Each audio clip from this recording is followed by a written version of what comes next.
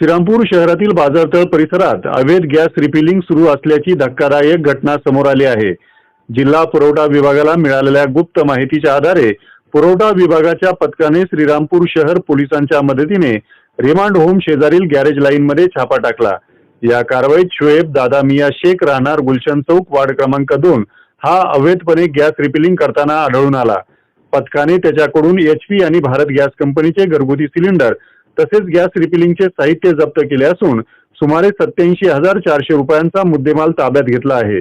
पुरवठा निरीक्षक राजेंद्र शिंदे यांच्या फिर्यादीवरून श्रीरामपूर शहर पोलीस ठाण्यात आरोपी विरुद्ध BNS 2023 चे कलम 125, 287, 288 तसेच अत्यावश्यक वस्तू अधिनियम 1955 च्या कलम 3 व 7 नुसार गुन्हा दाखल करण्यात आला आहे। काय कारवाई करण्यात आली?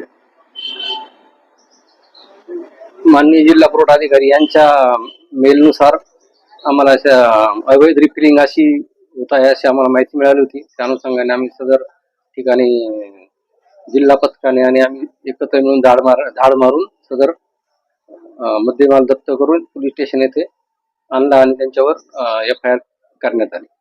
मात्र स्थानिक सूत्रांच्या माहितीनुसार या ठिकाणी अनेक दिवसांपासून अवैध गॅस रिफिलिंग सुरू असल्याची चर्चा आहे। त्यामुळे या कारवाईबाबत नागरिकांमध्ये संशय व्यक्त केला जात असून राजकीय दबावाखाली थातूरमातूर कारवाई झाली का असा सवाल उपस्थित केला जात आहे। तसेच या अवैध रिफिलिंगसाठी गॅस एजन्सीकडून बेकायदेशीररित्या सिलेंडर पुरवले जात होते का याचाही तपास करण्याची मागणी नागरिकांकडून होत आहे। या प्रकरणाचा पुढील तपास श्रीरामपूर शहर पोलीस करत आहेत। बातम्या पाहण्यासाठी भीमप्रहार न्यूज मराठी चॅनेलला सबस्क्राईब करा, व्हिडिओला लाईक आणि शेअर करा।